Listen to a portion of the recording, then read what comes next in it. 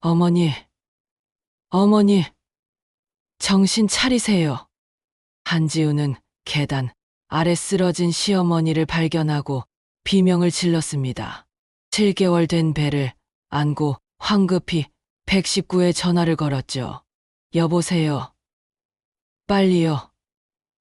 저희 시어머니가 계단에서 떨어지셨어요. 구급차가 도착할 때까지 지우는 시어머니 곁을 지켰습니다. 선희의 손은 차갑게 식어가고 있었어요. 이상한 점이 있었습니다. 선희의 손에는 지우의 머리카락 몇 가닥이 꽉 쥐어져 있었어요. 왜 제 머리카락을? 현관 신발장 위에 놓인 선희의 수첩이 펼쳐져 있었습니다. 가장 최근 페이지에는 이렇게 적혀 있었죠. 2025년 4월 2일. 오늘 결심했다. 내일 모든 걸 끝내야 한다. 거실 테이블 위에는 인슐린 주사기 3개가 비어 있었습니다. 평소에는 하루에 1개만 사용하는데 말이죠. 병원, 응급실, 의사는 고개를 저었습니다. 보호자분, 머리를 많이 다치셨어요. 뇌출혈이 심합니다. 수술을 해도 제발 살려주세요. 지우는 울먹였지만 복도 끝에서 지켜보던 이웃 김 여사는 수군거렸습니다. 평소에 시어머니한테 얼마나 구박받았는데 저 눈물이 진짜일까? 2025년 2월 초. 이게 뭐야? 이걸 반찬이라고 만들었어? 선희는 지우가 정성껏 준비한 저녁상을 보며 인상을 찌푸렸습니다. 죄송해요. 어머니, 제가 입덧이 심해서. 입덧? 나도 준석이 임신했을 때 입덧했어. 그래도 시어머니 수발 다 들었지. 지우는 고개를 숙였습니다. 결혼 3년 차. 시어머니와의 동거는 이제 2개월째였어요. 남편 준석의 회사가 경기도에서 서울로 옮기면서 시어머니 집으로 들어온 것이죠. 보육원 출신이라 가정교육을 제대로 못 받아서 그런가. 선희의 한마디에 지우의 가슴이 찢어졌습니다. 하지만 참았어요. 남편과 아이를 위해서라도 이 가족을 지켜야 했으니까요. 그날 저녁, 선희는 자신의 방에서 오래된 앨범을 꺼내봤습니다. 젊은 시절 피아노 콩쿠르에서 우승한 사진, 화려한 드레스를 입고 무대에 선 모습들. 그때는 나도 꿈이 있었는데 손가락을 펴보려 했지만 관절염 때문에 제대로 펴지지도 않았습니다. 지우는 몰래 노트에 적고 있었습니다. 어머님 좋아하시는 음식 리스트 된장찌개집 된장으로 고등어 구이 소금 간 약하게 깍두기 달지 않게. 그날 밤 선희는 화장실에서 어지럼증으로 휘청거렸습니다. 문 앞에서 이를 목격한 지우가 다가왔어요. 어머니, 괜찮으세요? 됐어. 내 도움 안 받아. 하지만 선희는 지우의 팔을 붙잡고 간신히 방까지 돌아갔습니다. 지우의 팔은 가늘고 힘이 없었지만 묵묵히 시어머니를 지탱했죠. 방으로 돌아간 선희는 혼잣말을 했습니다. 쓸데없이 착하기만 하네. 착하면 뭐해. 준석이한테 잘해주지도 못하면서. 하지만 선희가 모르는 것이 있었습니다. 준석이 최근 몇 달간 밤늦게 귀가하는 진짜 이유를요. 2025년 3월 중순. 한지우 씨. 이게 뭐예요? 선희가 손에 든 건 은행 카드 명세서였습니다. 매달 50만 원씩 어디다 쓴 거예요? 그건 제가. 지우는 말을 잇지 못했습니다. 사실 그 돈은 남편 몰래 노후 대비 적금을 들고 있었던 것이었어요. 보육원에서 자란 지우는 항상 불안했습니다. 혹시 남편이 아프면, 혹시 직장을 잃으면, 시어머니 모시는 집에서 감히 돈을 몰래 빼돌려? 죄송합니다. 준석이가 벌어온 돈이 내 돈이야? 당장 해지해. 그날 밤 지우는 혼자 눈물을 흘렸습니다. 뱃속의 아기가 꿈틀거렸어요. 미안해. 아가야. 엄마가 잘 알게. 선희는 자신의 방에서 병원 진단서를 꺼내봤습니다. 당뇨병성 망막증 진행 중. 시력 저하 심화. 최근 계단을 오르내릴 때 발을 헛디디는 일이 잦아졌어요. 며칠 후 지우는 산부인과 검진을 갔습니다. 담당 의사가 박미란, 바로 선희의 친구였죠. 지우 씨, 혈압이 높네요. 스트레스 많이 받으세요? 아니에요. 임신 중에는 마음 편히 있어야 해요. 혹시 집에서 무슨 일 있어요? 지우는 고개를 저었지만 미라는 뭔가 느꼈습니다. 진료 후 미라는 선희에게 전화했습니다. 선희야, 내 며느리 오늘 봤어. 그래서 애가 많이 힘들어 보이던데 혈압도 높고 요즘 애들은 다 나약해. 나 때는 선희야, 내 며느리 배 7개월이야. 조심해야 돼.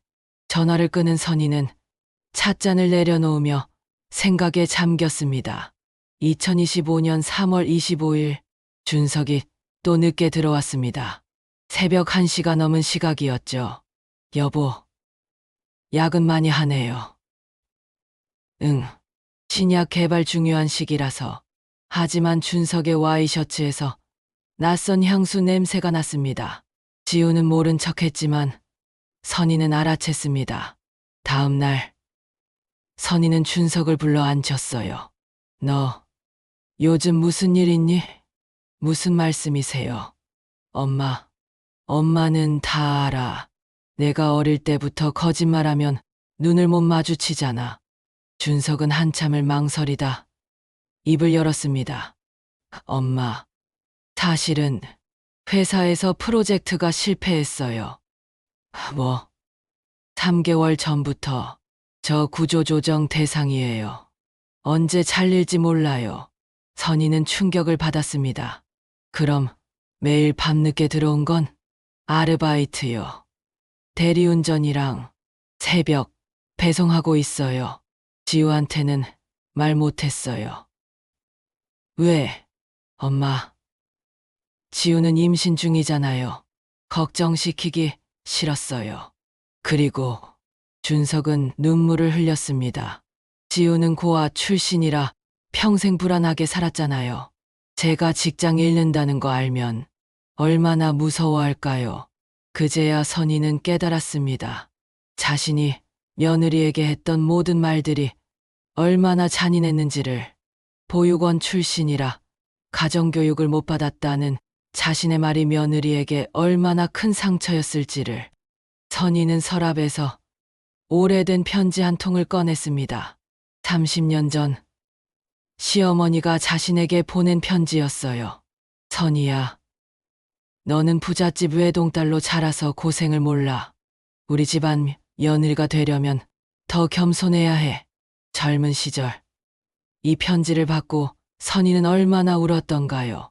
피아니스트의 꿈을 포기하고 가정에 헌신했지만 시어머니의 인정은 받지 못했었죠. 나도 똑같은 시어머니가 됐구나. 2025년 3월 28일 선희는 병원을 찾았습니다. 친구 미란의 병원이었어요. 미란아, 솔직히 말해줘. 내가 얼마나 남았어? 선희야, 당뇨 합병증 때문에 눈도 안 보이고 어지럼증도 심해. 이러다 내가 먼저 죽겠어. 미라는 진료 기록을 꺼냈습니다. 선희야, 당뇨 관리 제대로 안 하면 정말 위험해. 최근 혈당 수치 봤어? 그게 인슐린 맞기가 귀찮아서. 선희야, 이러면 안 돼. 진짜 쓰러질 수 있어. 집으로 돌아온 선희는 며느리를 지켜봤습니다.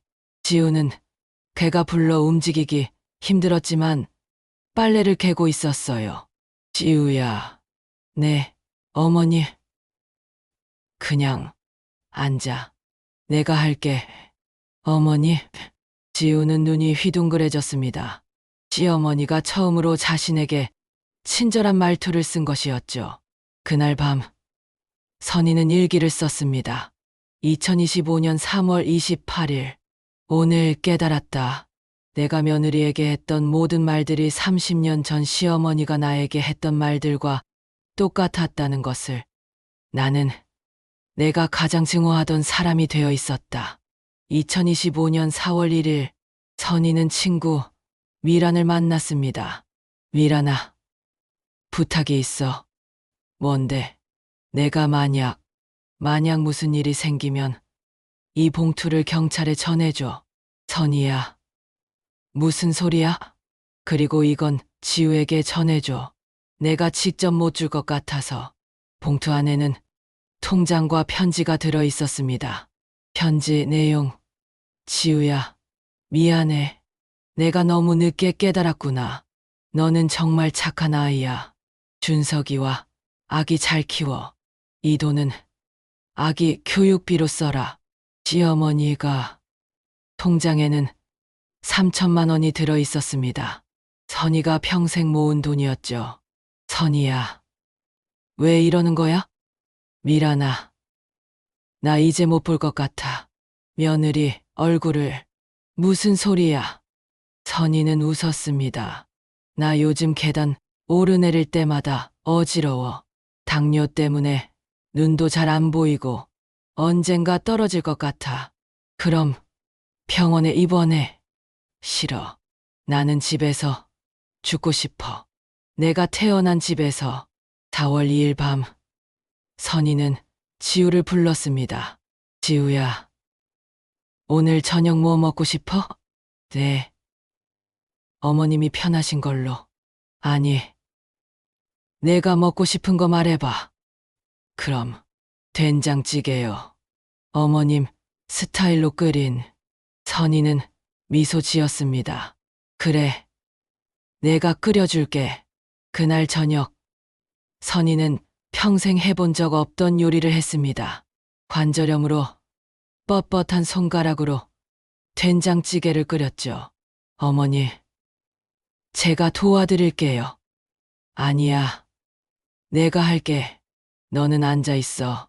식사 중, 선희는 지우에게 물었습니다. 지우야, 혹시 내가 너한테 미안한 거 있니? 네. 어머니, 무슨 말씀을? 솔직히 말해봐. 내가 너한테 심하게 한 적 있지? 지우는 고개를 저었습니다. 아니에요. 어머님은 항상 저한테 잘해주셨어요. 선희는 눈물이 났습니다. 며느리는 자신에게 원망 한마디 없이 이렇게 착한 거짓말을 하고 있었으니까요. 2025년 4월 3일 새벽 2시, 선희는 잠들지 못하고 계단 위에 앉아 있었습니다. 어지럼증이 또 시작되었어요. 정말 언제 떨어질지 모르겠네. 그때 화장실에서 나온 지우가 계단을 올라왔습니다. 어머니, 이 시간에 왜? 지우야, 너. 선희는 휘청거렸습니다. 당뇨 합병증으로 인한 심한 어지럼증이었죠. 어머니, 지우가 선희를 붙잡으려 했지만 7개월 된 배 때문에 균형을 잃었어요. 아야. 그 순간 선희는 지우가 다칠까봐 반대 방향으로 몸을 틀었습니다. 하지만 그 바람에 자신의 중심을 완전히 잃었죠. 지우야, 비켜. 어머니. 지우는 선희의 옷을 붙잡으려 했지만 대신 머리카락만 움켜쥐게 되었어요. 어머니. 선희는 계단 아래로 굴러떨어졌습니다. 마지막 순간 선희는 생각했습니다. 다행이다. 지우는 안 다쳤구나. 선희의 손에는 지우의 머리카락이 쥐어져 있었습니다. 지우를 구하려다 생긴 증거였죠. 2025년 4월 5일, 선희는 3일간 혼수 상태였다가 깨어났습니다. 어머니. 지우가 울면서 손을 잡았습니다. 지우야, 너, 아기는? 괜찮아요. 어머님, 저도, 아기도 괜찮아요. 선희는 안도의 한숨을 쉬었습니다. 경찰이 조사를 나왔을 때 선희는 모든 것을 설명했습니다. 제가 어지럼증으로 넘어진 거예요. 며느리는 저를 구하려다 다칠 뻔했고요. 하지만 CCTV를 보면 제가 며느리를 밀친 게 아니라 며느리가 다칠까봐 제가 비켜난 거예요. 제 며느리는 천사 같은 아이예요. 친구 미란이 병원으로 달려왔습니다. 선희야, 정말 다행이다. 미란아, 내가 준 봉투, 걱정 마. 이제 필요 없어. 6개월 후, 2025년 10월, 선희는 건강을 되찾았습니다. 당뇨 관리도 철저히 하고, 며느리가 챙겨주는 식단 덕분에 어지럼증도 사라졌어요. 으아, 으아, 어머니, 손녀 안아보세요. 어머, 우리 손녀, 지우 닮아서 예쁘네. 준석은 새로운 회사에 취직했습니다. 더 좋은 조건이었죠. 선희가 옛 인맥을 동원해 도와준 결과였어요. 엄마, 정말 감사해요. 아니야, 우리 며느리 잘 모셔야지. 어느 일요일 오후, 온 가족이 거실에 모였습니다. 어머니, 제가 케이크 만들었어요. 지우야, 이제 반말해. 우리 가족인데. 네, 어머니. 선희는 며느리를 꼭 안아주었습니다. 지우야, 미안해. 그리고 고마워. 너 같은 며느리 만나서 내가 복 받았어. 어머니. 지우는 눈물을 흘렸습니다. 평생 그리워했던 가족, 그 따뜻함을 이제야 온전히 느낄 수 있었으니까요. 선희는 다시 피아노를 쳤습니다. 손가락은 예전 같지 않았지만 손녀를 위한 자장가 정도는 칠 수 있었어요. 어머니, 예전에 피아니스트셨어요? 응, 그런 적도 있었지. 하지만 지금은 내가 있고 손녀가 있으니까 더 행복해. 크리스마스 2025년 12월. 어머니, 이거 드릴 게 있어요. 지우가 내민 것은 액자였습니다. 온 가족이 함께 찍은 사진이었죠. 아래 문구 봐주세요. 액자 아래에는 이렇게 적혀 있었습니다. 세상에서 가장 사랑하는 우리 어머니께 항상 감사합니다. 며느리 지올림. 선희는 눈물을 흘렸습니다. 고마워. 정말 고마워. 그날 밤 선희는 일기를 썼습니다. 2025년 12월 25일. 오늘이 내 인생에서 가장 행복한 크리스마스다. 며느리와 손녀가 있고 아들도 건강하고 이보다 더 바랄 게 뭐가 있을까. 계단에서 넘어진 그날 밤 나는 내 인생이 끝나는 줄 알았다. 하지만 그날은 끝이 아니라 새로운 시작이었다. 진짜 가족이 되는 시작. 며느리야, 사랑한다. 내가 우리 가족이 되어줘서 고마워. 2026년 봄, 선희는 동네 경로당에서 친구들과 이야기를 나눴습니다. 선희야, 며느리랑 잘 지내? 당연하지. 우리 며느리 세상에서 제일 착해. 부럽다. 우리 며느리는. 에이, 며느리한테 먼저 잘해줘 봤어?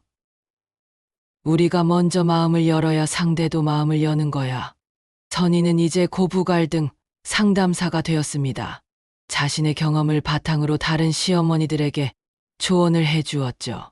며느리는 남이 아니에요. 우리 아들이 선택한 가족이에요. 그리고 우리가 사랑으로 대하면 그들도 우리를 가족으로 받아들입니다. 집으로 돌아온 선희는 며느리가 차려놓은 저녁상을 보며 미소 지었습니다. 어머니, 오늘 어머니 좋아하시는 고등어구이 했어요. 우리 며느리 최고야.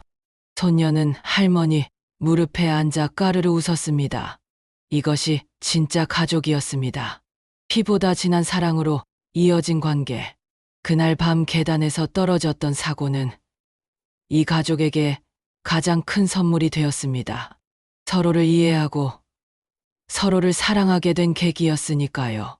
여기까지 한지우와 오선희, 시어머니와 며느리의 이야기였습니다.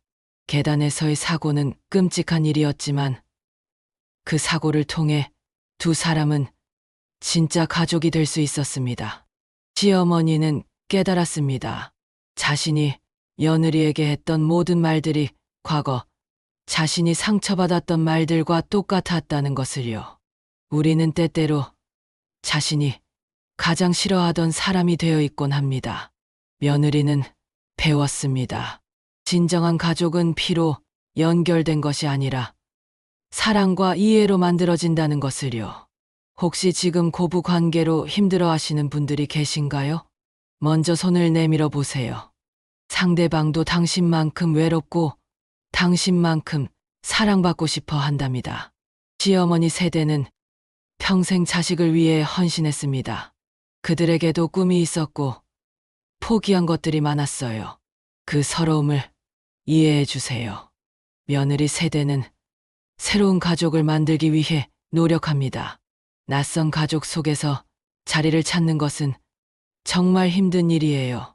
그 용기를 인정해 주세요. 가족이란 완벽한 사람들의 모임이 아닙니다. 불완전한 사람들이 서로를 이해하고 사랑하려 노력하는 것. 그게 진짜 가족입니다. 오늘 이 이야기가 여러분의 마음에 작은 위로가 되었기를 바랍니다. 그리고 혹시 지금 힘든 시간을 보내고 계신 분들이 계시다면 기억해 주세요. 한 번의 대화가, 한 번의 손길이 모든 것을 바꿀 수 있습니다. 여러분 모두 행복한 가족 되시길 응원합니다. 지금까지 들어주셔서 감사했습니다.